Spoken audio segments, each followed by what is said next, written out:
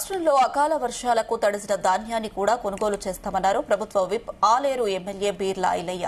రైతులు ఎవరూ అధైర్యపడవద్దన్నారు. అన్ని కొనుగోలు కేంద్రాల్లో రైతులకు భరోసా కల్పించాలని, ఏ రైతు ఆందోళన చెందవద్దని అన్నారు. ప్రతి గింజను కొనుగోలు చేస్తామని చెప్పారు ప్రభుత్వ విప్ బీర్లా ఐలయ్య.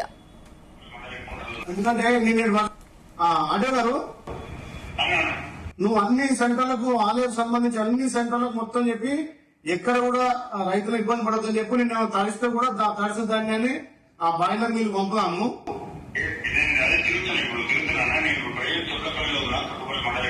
ఎందుకంటే నేను వర్షానికి వచ్చిన రైతులు భయపడతారు.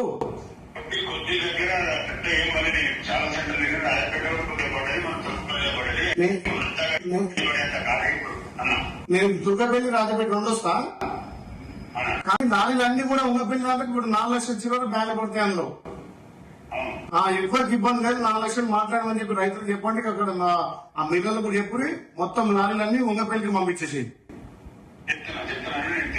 ఎందుకంటే వాతావరణం మెత్తపడగా కొంచెం రైతులు భయపడతారు. ఎక్కడ కూడా రైతు ఇబ్బంది పడదు. నాంటే కూడా కొంటాం బాయిల్ మళ్ళీ పంపుతామని చెప్పండి.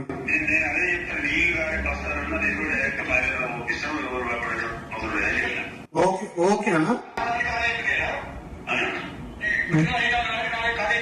బాగా ఎన్ని 4 లక్షలు తీసుకో, అందులో 4 లక్షల దాకా పడతాయి.